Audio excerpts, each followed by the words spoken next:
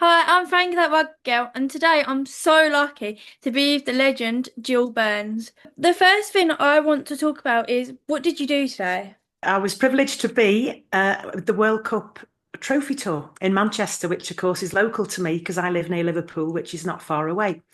I was delighted to join the trophy again. And although it was a bit drizzly when I arrived in Manchester, much as everyone would have predicted, the sun came out and we had a lovely morning and into the early afternoon sharing the trophy with all the local people. What's that like? It was amazing. Manchester's a big football city, so we were actually educating a lot of people because they didn't even know this was happening. Obviously, we had the women's rugby fans who came to have photographs with the trophy and brought the families and friends with them, which was lovely. But it was actually nice to speak to people who were walking past who were just interested. And I think we've won a few friends over today who are all keen to go to those games in Manchester. Unfortunately, I won't be able to be at those games because I'll be with England on the days when the games are in Manchester. But it was lovely, lovely to promote the whole tournament and to be part of the team today. That's good. By talking about the World Cup, how excited are you for the tournament? Really, really excited. It almost feels as exciting as when I was playing. Certainly, the butterflies were starting in the stomach today, just thinking it's so close. When that 100 days to go, sort of the unveiling of the World Cup, that was an exciting start. But the weeks are passing and we're getting closer and closer all the time.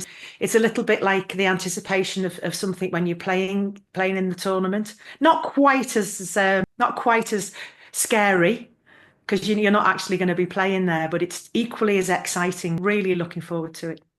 What impact do you think this tournament will have to girls and women's rugby? I think it's going to be just going to amazingly huge. I just think every time we've had a good game of rugby, the fans have grown.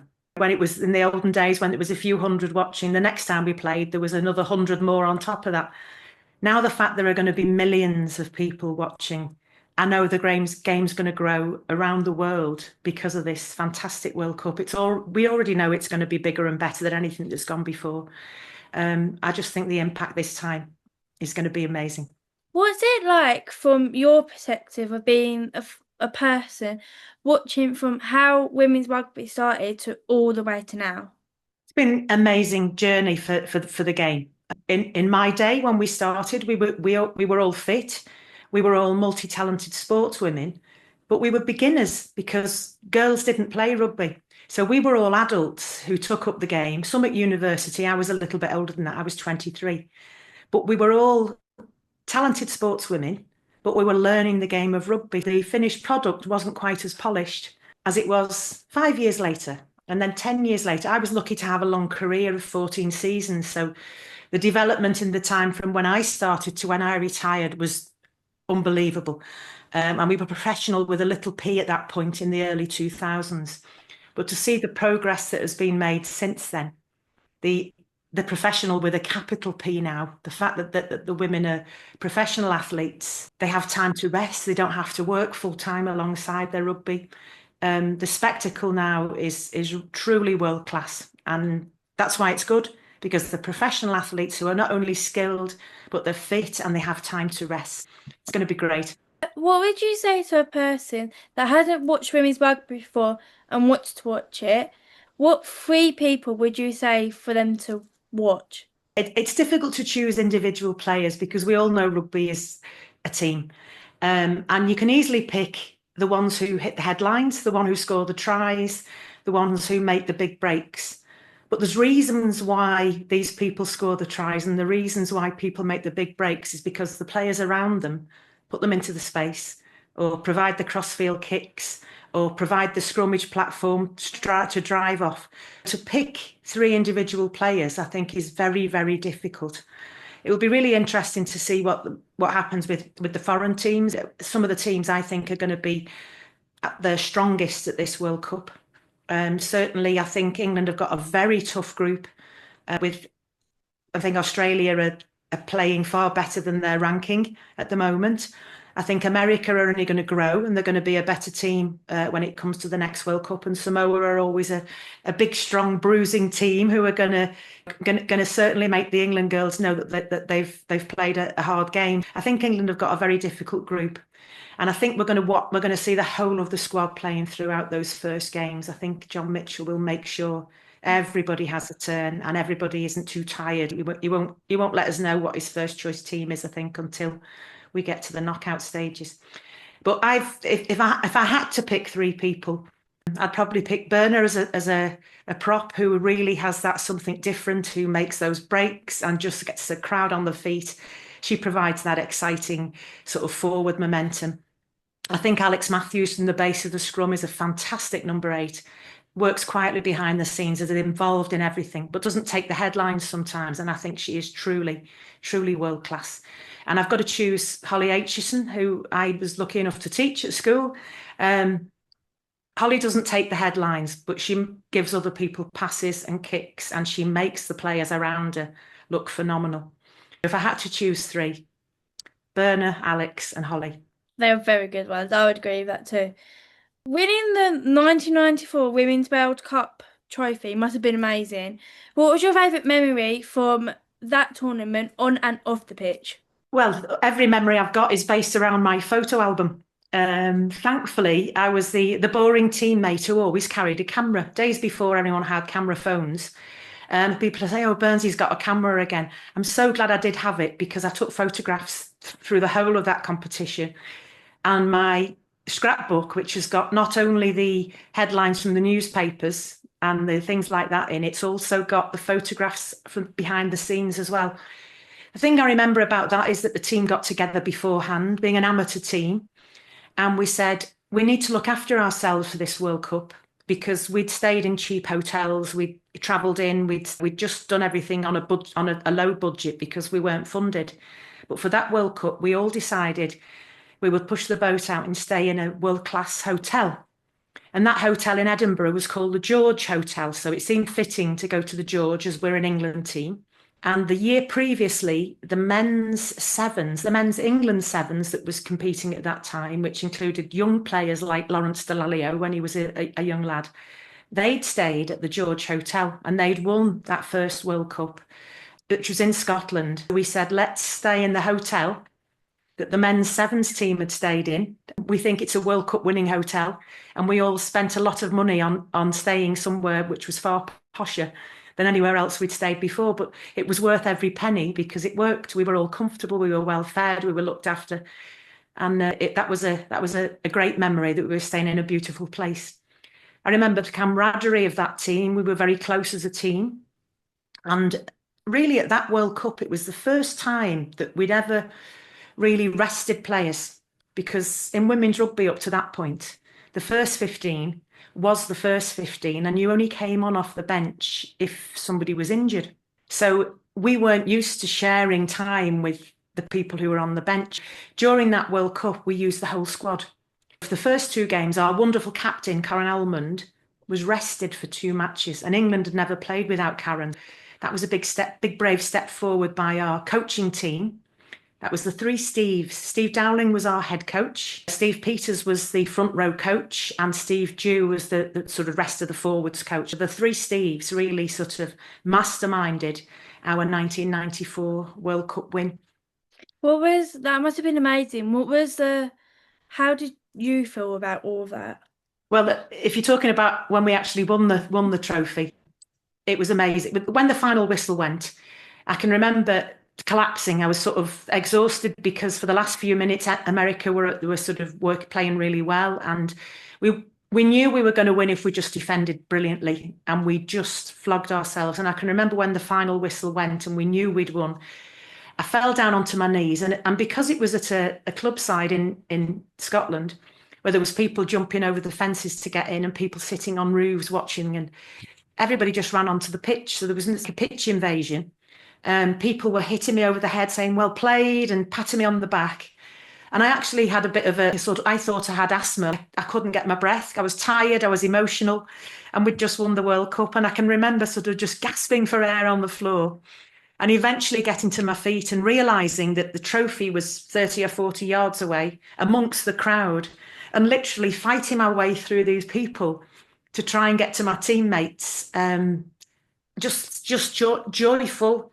It was I'd say it was a dream come true. However, as a child, I would never dream I'd have been playing rugby, because rugby was a game for boys. But as a child, I'd dreamed of representing my country, maybe in another sport. But certainly, since I'd started playing rugby, that dream of winning a World Cup had finally been realised.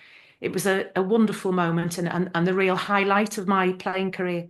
Before you played rugby, was there any other sports that you played? There's not many I didn't play, actually. I played everything at school. I was at least county standard as an athlete. I did a lot of field events and sprinting, and I mean all the field events as well. Long jump, high jump, triple jump, shot discus, javelin, and I was a sprinter too. County around the county relay team. I was county swimmer. I was a swimmer for the Liverpool and District and in the northern counties, which I thoroughly enjoyed as well. I played basketball when I was a student for British colleges, and got in the British student squad.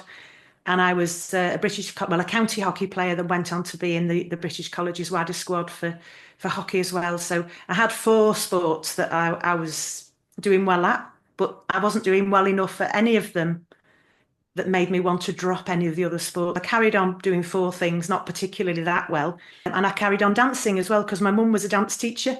So I was never going to be a ballerina, being my size, but I carried on dancing alongside those 4 sports until rugby really got the hold of me. And then I knew at the age of about 24 that everything else had to go if I wanted to concentrate on rugby and get to the very top. I love all sport. I was a PE teacher, so I love all sport.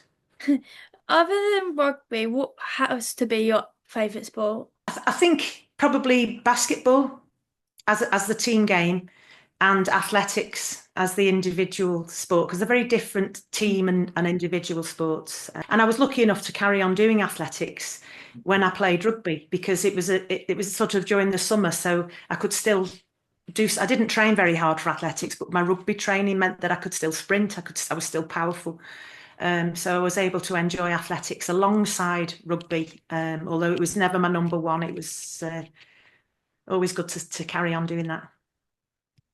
You are the England captain. What advice would you give to Zoe going to the World Cup as Red Rose captain? Just to make the most of every opportunity, to lead by example, to stay calm and take it all in. And most of all, to keep enjoying what she's doing. I think it's really important. And the pressure that's on captains now is far higher than it was in my day. But I know Zoe's level-headed enough to go into this World Cup, and she will enjoy it. And she does lead by example every time she takes to the field. Carry on with what you're doing, Zoe, and just make sure you enjoy and love every minute of it. When you was a captain, who was the hardest player to be a captain, and why?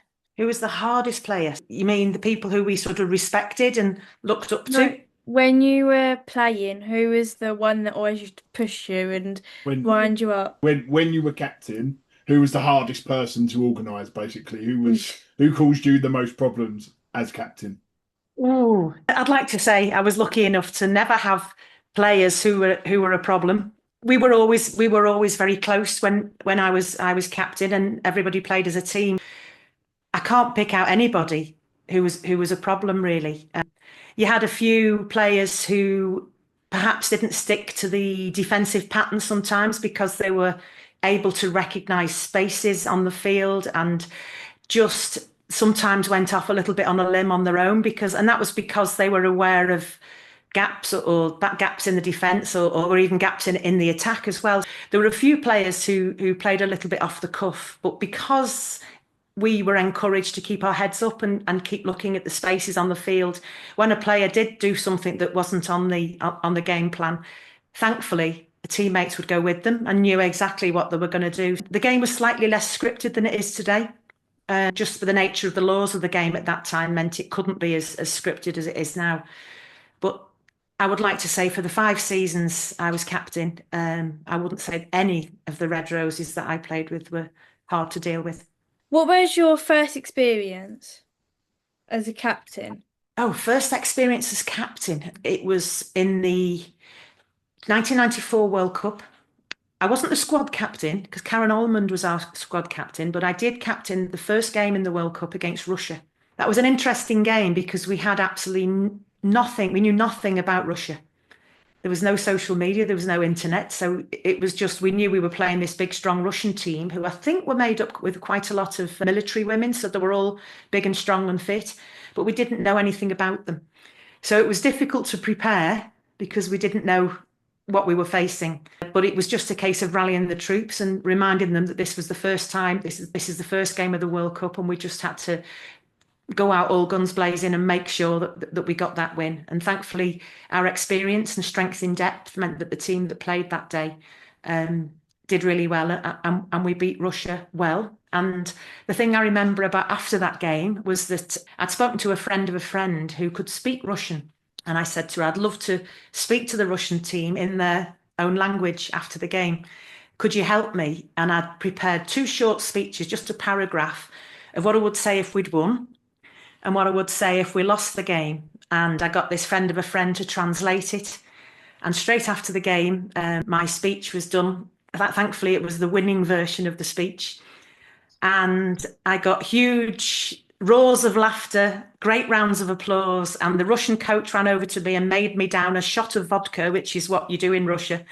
And they were all clapping and cheering. Now, I don't know to this day, I don't know whether this friend of a friend had stitched me up.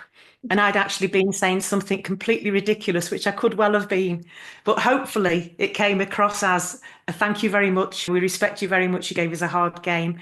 And we're delighted to sort of create this relationship with your country on the rugby field. I remember saying a speech which started with, I can remember the 2 words, it was "Buwilla Priata," and I had to roll my R's and I had to practice saying it for a while, but it went down well. What challenges did you face as a woman playing rugby when you started? The challenge is that a lot of fellas just said women shouldn't play. In my own rugby club, there was a sign which said women and dogs weren't allowed in the bar. There was people who just were making decisions about the game without actually experiencing it. What I decided to do was to try and prove these people wrong. And as opposed to arguing with them, just getting them to watch the game, getting them to give us some constructive criticism. And in fact, one of the guys at my own rugby club who was trying to stop me playing right at the very beginning and saying, why would any woman want to play the game, became one of our biggest fans. And he used to come to every game and he would constructively criticise the game, but he would also compliment us on the good rugby. And he completely changed his mind just by experiencing the standard of the women's game. It's just about opening people's eyes and letting them know that rugby is a sport for all. And it's taken a while, but now I'm glad to see that kids of today, youngsters, boys and girls, recognise that rugby is a game for everyone.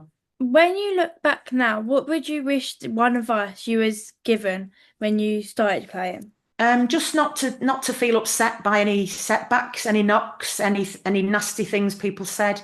I used to get grief in the gym. A few of the gyms I trained in, I'd get a lot of grief because I was lifting heavy things, or not necessarily people realising they were being mean, but saying things like, "Oh, look at you lifting man-size weights," and look at the size of you. God, you're bigger than the lads, and things like that. Which, when you're a young woman, you don't really want to hear that from people. Whereas now, I like to think that when good, strong women athletes are in the gym, people are saying, "What a fantastic female athlete we've got there." And I'm delighted that the world's a better place for female athletes, and you shouldn't feel intimidated by the doubters and the people who try and set you back a bit. And I used to buoy myself and think they're just a bit jealous because they can't do what I can do. That used to give me the confidence to keep going. But sometimes it did upset me, and I'll be honest with that. It was upsetting, but almost that upset makes you stronger. I was determined to make sure that I would prove those people wrong and show that, yes, we are strong and yes, we are good rugby players. What do you think is the best way to increase people watching women's rugby? Well, I just think people like yourself, It's about people sharing the joys of women's rugby and sharing on social media, and the media companies following. And the fact the BBC are filming this World Cup is amazing. Free to view, and people will not necessarily turn the television on to watch it, but it will be on when they turn their TVs on. It will just be available to more people. And the more people that watch it, the more people that appreciate it, the more people will come into the game. I think it's just great that the media and the journalists are now doing for women's rugby what they should have always been doing. Um, who would you say has had the biggest impact on your career? Ooh, I suppose it would be my coaches. Certainly Steve Dowling, who was our World Cup winning coach, without a doubt. Just, I think he was great at making us all have the right mindset, and giving us confidence, and really sort of put some structure into the amateur way we used to play the game as relative beginners. And he really sort of professionalised us, certainly Steve Dowling. And then Steve Dew, who was a coach, he went on to be England coach, and he was England coach. Not only when I started being England captain, it was Steve Dowling, and then in the latter stages, it was Steve Dew. And Steve Dew was a fantastic hard northern man who used to make sure we played good hard rugby, and he really sort of revolutionised the way England played the game. And I think the American team that won in 91 were a bit surprised in 94 when they saw the development that had been made with the forwards. And that was primarily Steve Dew and the other coaches as well, of course. But I think I would pick Steve Dowling and Steve Dew as my biggest influences and shaping me as a rugby player. What do you hope your legacy in rugby will be? Just to share the love of it, to let people know what a great game it is, let people know what wonderful opportunities it can offer to you. Obviously, everybody isn't going to be an international player, and you can't say to everybody, don't worry, just go for it, because you will all become an international player. That won't happen for everybody, but everybody should aspire to play at the highest level they can. Everybody should aspire to enjoy what they're doing and to share the love of the game, and spread the word. And the more people that play, the bigger and better it gets. That's all my questions. Thank you so much. Well, thank you very much. It's been lovely chatting to you, and I love watching all your content. Please keep up the great work. It's really, really good. Thank you. I'll speak to you again.